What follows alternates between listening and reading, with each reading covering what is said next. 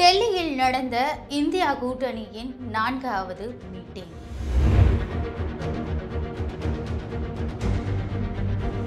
இந்த மீட்டிங்கில் எடுக்கப்பட்ட முக்கிய முடிவுகள் என்ன?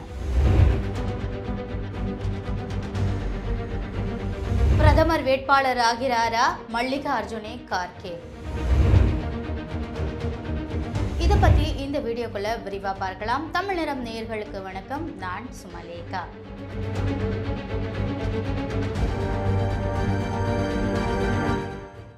இரண்டாயிரத்தி 24 நாடாளுமன்ற தேர்தலுக்கு நோக்கி பாஜகவும் சரி காங்கிரஸ் கூட்டணியும் சரி தீவிரமாக வேலை செஞ்சுட்டு இருக்காங்க. காங்கிரஸ் தரப்புல இருந்து பார்த்தீங்க அப்படின்னா 29 கட்சிகள் இணைஞ்சி இப்போ மெகா கூட்டணியா இந்தியா கூட்டணியை உருவாக்கி இருக்காங்க பாஜகவுக்கு அகெயின்ஸ்டா. பாஜகவை பொறுத்த வரைக்கும் எப்படியாவது 3வது முறையாக ஆட்சியை பிடிக்கணும் அப்படின்றது தான் அவங்களுடைய நோக்கமாக இருந்துட்டு இருக்கு. காங்கிரஸை பொறுத்த வரைக்கும் பாஜகவை வீழ்த்துவது மட்டும்தான் காங்கிரஸ் மற்றும் காங்கிரஸ் கூட்டணியுடைய ஒரே குறிக்கோளா இருந்துட்டு இருக்கு. இந்த நிலையில பார்த்தீங்க அப்படின்னா 4 மீட்டிங்களை காங்கிரஸ் கூட்டணியான அதாவது இந்தியா கூட்டணி நடத்தியிருக்கு. இந்தியா கூட்டணியுடைய முதல் மீட்டிங் அப்படின்றது பாட்னாவில் நடந்துச்சு. 2வது மீட்டிங் அப்படின்றது பெங்களூர்லையும் 3வது மீட்டிங் மும்பையிலையும் நடந்திருந்தது. இந்த நிலையில நேத்திக்கு 4வது மீட்டிங் டெல்லியில நடந்துச்சு. சரி, இந்த மீட்டிங் அப்போ என்ன நடந்துச்சு அப்படின்றத பார்க்கறதுக்கு முன்னாடி ஒரு சில விஷயங்களை சொல்லியே ஆகணும். இந்த கூட்டணி அதாவது இந்தியா கூட்டணியில பார்த்தீங்க அப்படின்னா சில ஒரு உள்ள இன்டர் பாலிட்டிக்ஸ்ன்னு சொல்லுவாங்கள்ல, உட்கட்சி பூசல் அப்படின்ற மாதிரி இந்த கூட்டணி உள்ள இருக்கிற கட்சிகளுக்குள்ளேயே நிறைய பூசல்கள் இருந்துட்டு தான் இருக்கு. ஃபார் எக்ஸாம்பிள் சொல்லணும் அப்படின்னா காங்கிரஸுக்கும் அதாவது காங்கிரஸ் தலைமைக்கும் அகிலேஷ் யாதவுக்குமான பிரச்சனை தான். இந்த கடந்த 5 மாநில தேர்தல் அப்போ என்ன நடந்தது அப்படின்னா காங்கிரஸ் தனித்து போட்டியிடுறதா அறிவிச்சிருந்தாங்க. காங்கிரஸ் தனித்து போட்டி அப்படின்னு சொல்லுதே, இது என்ன கதை அப்படின்ட்டு அகிலேஷ் யாதவே குழம்பி போயிட்டாரு. இவங்களுக்குள்ள ஒரு சின்ன முரண்பாடுகள் இருந்துட்டு இருந்தது. இந்த நிலையில தான் நேத்திக்கு நடந்த கூட்டத்தில் அகிலேஷ் யாதவ் பங்கேற்க மாட்டாரு அப்படின்னு எதிர்பார்க்கப்பட்டது. இருந்தாலும் அகிலேஷ் யாதவுடைய நோக்கமும் காங்கிரஸுடைய நோக்கமும் ஒரே நோக்கமா இருக்கிறதால மட்டும்தான் நேற்றைய கூட்டத்தில் பங்கேற்றிருந்தாரு. நேற்றைய கூட்டத்தில் 29 கட்சிகளை சேர்ந்த தலைவர்களும் இந்த கூட்டத்தில் பங்கேற்றிருந்தாங்க. தமிழ்நாடு முதலமைச்சரான மு.க. ஸ்டாலின் அவர்களும் இந்த கூட்டத்தில் பங்கேற்றிருந்தாரு. இவர் அந்த கூட்டத்தில் பங்கேற்க போறப்போ அந்த டைம்ல தான் என்ன நடக்குதுன்னு பார்த்தீங்கன்னா தூத்துக்குடி, திருநெல்வேலி இந்த மாவட்டங்களில் மழை கனமழை வெளுத்து வாங்கி அது ஒரு மிகப்பெரிய ஒரு பேரிடராக மாறி இருக்கு. இந்த டைமில் இந்த மீட்டிங் நடக்குது. அவர் அந்த மீட்டிங்க்கு போயிருக்காரு. பட் அவர் போகிறதுக்கு முன்னாடி எல்லா ஏற்பாடுகளையும் எல்லா ரெஸ்கியூ மிஷின்ஸையும் ஆக்டிவாக இருக்க வச்சுட்டு தான் போனார். இருந்தாலும் எதிர்கட்சிகள் அதாவது பாஜகலாம் என்ன சொல்லுது அப்படின்னா அவர் எப்படிங்க போகலாம், அவர் போகலாமா, ஒரு முதலமைச்சர் இருக்கலாம்ல, ஒரு பேரிடர் காலம் முதலமைச்சர் கூட இருக்கணும், அதை விட்டுட்டு இந்தியா கூட்டணி முக்கியமா, இந்தியா கூட்டணியுடைய கூட்டம் முக்கியமா அப்படின்லாம் பேசினாங்க. பட் பாஜக இதை வச்சு அரசியல் செய்ய மட்டும்தான் முயற்சிக்கிறது அப்படின்றது தான் நம்ம எல்லாருக்குமே தெரிஞ்ச ஒரு விஷயம். இந்த ஒரு பெரிய பேரிடர் காலத்திலையும் சரி தமிழக அரசு ரொம்ப ஆக்டிவாகவே ஒர்க் பண்ணிட்டு இருக்காங்க. நேற்றைய கூட்டத்தில் போயிட்டு பங்கேற்ற உடனே தமிழ்நாடு திரும்பிட்டார் முதலமைச்சர் மு.க. ஸ்டாலின் அவர்கள். ஸோ இப்போ முதலமைச்சரை விமர்சனம் செஞ்சவங்க எல்லாருமே என்ன போயிட்டு உடனே வந்துட்டீங்க அப்படின்ற மாதிரி பேச ஆரம்பிச்சிட்டாங்க. ஸோ அவர் போனாலும் பிரச்சனை, அவர் திரும்பி வந்தாலும் பிரச்சனை அப்படின்றது மாதிரி தான் பாஜகவும் சரி பாஜக கூட்டணி கட்சிகளும் சரி இருந்துட்டு இருக்காங்க. ஸோ இப்போ பார்த்தீங்க அப்படின்னா நேத்திக்கு நடந்த கூட்டத்தில் ஒரு சில விஷயங்கள், முக்கியமான விஷயங்கள் விவாதிக்கப்பட்டது. அதில் மெயினான விஷயங்கள் பற்றி இதில் பார்க்கலாம். ஃபர்ஸ்ட் விஷயம் என்னன்னு பார்த்தீங்கன்னா மல்லிகார்ஜுனே கார்கே அவர்கள் பிரதமர் வேட்பாளராக வேண்டும் அப்படின்னு சிலர் வலியுறுத்தி இருந்தாங்க. அந்த ஒரு சிலரில் ரொம்ப முக்கியமானவங்க மம்தா பானர்ஜி. மம்தா பானர்ஜி அவர்கள் தான் இந்தியா கூட்டணியுடைய பிரதமர் வேட்பாளர்கள் வர பட்டியலில் டாப் 5 பொசிஷனில் இருக்கிறதா சொல்லப்பட்டு இருந்துச்சு. இந்த நிலையில் மம்தா பானர்ஜி அவர்களே மல்லிகார்ஜுனே கார்கேவை எதற்காக பிரதமர் வேட்பாளர் ஆக்கணும் அப்படின்னு துடிக்கிறாருன்னு தெரியல.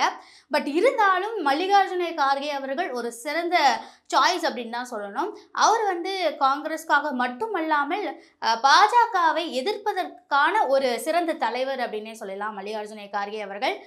இந்த நிலையில் அவர்கிட்ட வந்து வெளியில் வந்து கேட்கப்பட்டது, இந்த மாதிரி இன்னுங்க உங்களை வந்து பிரதமர் வேட்பாளராக வலியுறுத்தி இருந்தாங்களாமே அப்படின்னு கேட்கப்பட்டது. அவர் வந்து என்ன சொன்னார் அப்படின்னா, முதல்ல 2024 எலெக்ஷன் முடியட்டும், முடிஞ்சிட்ட பிறகு பிரதமர் வேட்பாளர் யார் அப்படின்றத நாம் அப்போ டிஸ்கஸ் பண்ணலாம். இப்போதைக்கு யாரும் இங்கே பிரதமர் வேட்பாளர் இல்லை, பிரதமர் வேட்பாளரை சூஸ் பண்ணுறதுக்கான டைம் இப்போ இல்லை. இப்போ பாஜகவை எதிர்த்து அழித்தாக வேண்டும் அப்படின்ற ஒரு கட்டாயத்தில் வந்து இந்தியாவே இருக்குது. அதாவது இந்தியா கூட்டணி மட்டுமல்ல, இந்திய நாடே வந்து இருக்குது அப்படின்னு மல்லிகார்ஜுன கார்கே அவர்கள் தெரிவிச்சிருந்தார். ஸோ அவருடைய கருத்து பிரகாரம் பார்த்தீங்கன்னா, என்னதான் மம்தா பானர்ஜி அவர்கள் பிரதமர் வேட்பாளராக மல்லிகார்ஜுன கார்கேவை வலியுறுத்தி இருந்தாலும் நான் வந்து இல்லைங்க, நான் அந்த மாதிரிலாம் இருக்க போகிறதில்ல அப்படின்றத மல்லிகார்ஜுன கார்கே அவர்கள் ஊடகத்து மத்தியில் தெளிவுபடுத்திட்டாரு.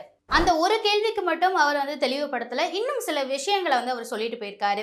அது என்னென்ன விஷயங்கள்னு பார்த்தீங்கன்னா, இன்னும் 8 முதல் 10 கூட்டங்கள் நாடு முழுவதும் நடக்க இருக்கு. அதாவது இந்தியா கூட்டணியுடைய கூட்டங்கள் இன்னும் 8 முதல் 10 கூட்டங்கள் நடக்க இருக்கு.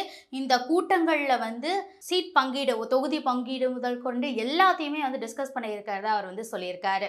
அதே போல மாநில அளவில் தான் சீட் பங்கீடு அப்படின்றது நடக்கும். அதுலயும் ஏதேனும் பிரச்சனை ஏற்பட்டுச்சு அப்படின்னா மத்திய அளவில் பேசி தீர்த்து வைக்கப்படும்னு மல்லிகார்ஜுன கார்கே அவர்கள் சொல்லியிருக்காரு. தேர்தலில் வெற்றி பெறது மட்டும்தான் எங்களுடைய இலக்கு, அதுக்கு பிறகுதான் பிரதமர் யார் அப்படின்றத பற்றி ஜனநாயக முறையில் எம்பிக்கள் முடிவெடுப்பார்கள் அப்படின்னு அவர் வந்து சொல்லியிருக்காரு.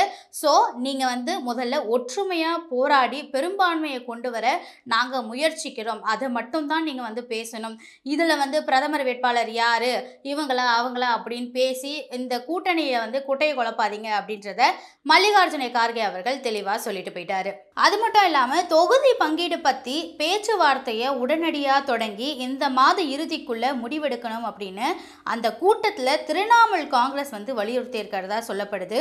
இருந்தாலும் தொகுதி பங்கீடு வந்து ஜனவரி 2ஆம் வாரத்தில் முடிக்கப்பட்டு பிரச்சாரமே தொடங்கப்படும் அப்படின்னு காங்கிரஸ் தரப்பில் தெரிவிக்கப்பட்டிருக்கிறதா தகவல் வெளியாயிருக்கு. ஸோ இந்த கூட்டத்தில் வந்து இன்னொரு விஷயமும் வந்து முடிவெடுக்கப்பட்டிருந்தது. அது என்னன்னு பார்த்தீங்கன்னா, அது மிகப்பெரிய டாபிக், இப்போ கரண்டில் போயிட்டு இருக்க ஒரு மிகப்பெரிய டாபிக்னே சொல்லலாம்.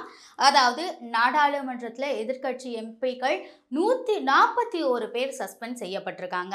இந்த சஸ்பென்ஷனை எதிர்த்து வரப்போற டிசம்பர் 22ஆம் தேதி நாடு தழுவிய போராட்டம் அப்படின்றது நடத்த இருக்காங்க. காங்கிரஸ் தரப்புலையும் சரி, இந்தியா கூட்டணி தரப்புலையும் சரி. இதை வந்து அவர் சொன்னார். அதுக்கப்புறம் வந்து வைகோ கிட்ட சில கேள்விகள் வந்து முன்வைக்கப்பட்டிருந்தது.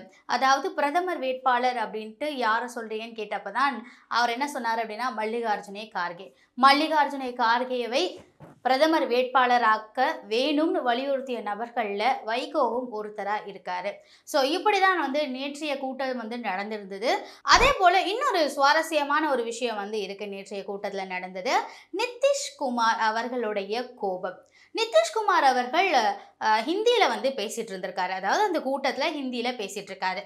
எல்லா மாநிலத்தை சேர்ந்தவர்களும் ஹிந்தி தெரிந்தவர்கள் இல்லை அப்படின்றது தான் உண்மை. ஆனால் நிதிஷ்குமார் அவர்கள் என்ன பண்ணார் அப்படின்னா, ஒரு டிரான்ஸ்லேட்டர் வந்து இருந்திருக்காரு. அதாவது இவர் ஹிந்தியில் பேச இந்த பக்கம் ஒருத்தர் வந்து இங்கிலீஷில் டிரான்ஸ்லேட் பண்ணிட்டு இருந்திருக்காரு. இந்த டிரான்ஸ்லேஷன் அப்போது திடீர்னு குறுக்கிட்டு நிதிஷ்குமார் என்ன சொன்னார் அப்படின்னா, இங்கிலீஷ் தான் வந்து இங்கிலீஷ் ஆட்களோடைய போயிடுச்சு, அதாவது வெள்ளைக்காரனோடைய இங்கிலீஷ் வந்து போயிடுச்சு, இங்கே வந்து இந்தியாவில் இந்தியை நல்லா கற்றுக்கங்க அப்படின்ட்டு நிதிஷ்குமார் அவர்கள் வாயை விட்டுட்டார். ஸோ நிதிஷ்குமார் அவர்களுடைய இந்த பேச்சு அப்படின்றது தான் இப்போ பரபரப்பாக பேசப்பட்டு இருக்கு. நிதிஷ்குமாரோடைய இந்த செயல்கள், இந்த பேச்சு அப்படின்றது தமிழ்நாட்டில் சில வருத்தங்களை வந்து ஏற்படுத்தக்கூடிய ஒரு விஷயங்களாக தான் இருந்துட்டு இருக்கு. பட் ஒரே கூட்டணியில் இருக்கிறதுனால இந்த பேச்சுவார்த்தைகள் வந்து, அதாவது இந்த பேச்சுக்கள் அப்படின்றது கம்மியாகும், பேச்சுவார்த்தைகள் மூலமாக கம்மியாகும்னு எதிர்பார்க்கப்படுது. ஏன் அப்படின்னா, நம்ம தமிழ்நாட்டில் வந்து ஹிந்தி தெரியாது போடான்னு தான் நம்ம வந்து சொல்லுவோம். ஆனால் அந்த இடத்துல ஒரு கூட்டணியில் வந்து பேசிகிட்டு இருக்கிறப்போ, கூட்டணியுடைய கூட்டத்தில் பேசிகிட்டு இருக்கிறப்போ ஒருத்தர் நீ இந்தியை கற்றுக்கணும்னு ஒருத்தர் திணிக்கிறாரு அப்படின்னா அவருக்கு சொல்லி புரிய வைக்க வேண்டிய ஒரு கடமையில் வந்து இப்போ தமிழ்நாடு இருக்குன்னே சொல்லலாம். பாஜகவை எதிர்க்கிறோன்றது மட்டும் நம்மளுடைய நோக்கமாக இல்லாமல் ஆதிக்கத்தை எதிர்க்கிறோன்ற ஒரு நோக்கம் மட்டும்தான் எல்லார் மத்தியிலையும் இருக்கணும் அப்படின்றதான் ஒரே குறிக்கோளாக இருந்துகிட்ருக்கு. ஸோ அதே தான் வந்து இந்தியா கூட்டணிக்கும் இருக்குது. இந்தியா கூட்டணி எப்படி தங்களுக்குள்ளே இருக்கிற சவால்களை வந்து சரி செஞ்சு, தங்களுக்குள்ளே இருக்கிற அந்த முரண்களை சரி செஞ்சு, கருத்து வேறுபாடுகளை சரி செஞ்சு வரப்போகிறாங்க அப்படின்றத வரப்போகிற எலெக்ஷனில் தெரிய போகுது. பொறுத்திருந்து பார்ப்போம். அதுவரை உங்களிடமிருந்து விடைபெறுவது சுமலேகா. நன்றி, வணக்கம்.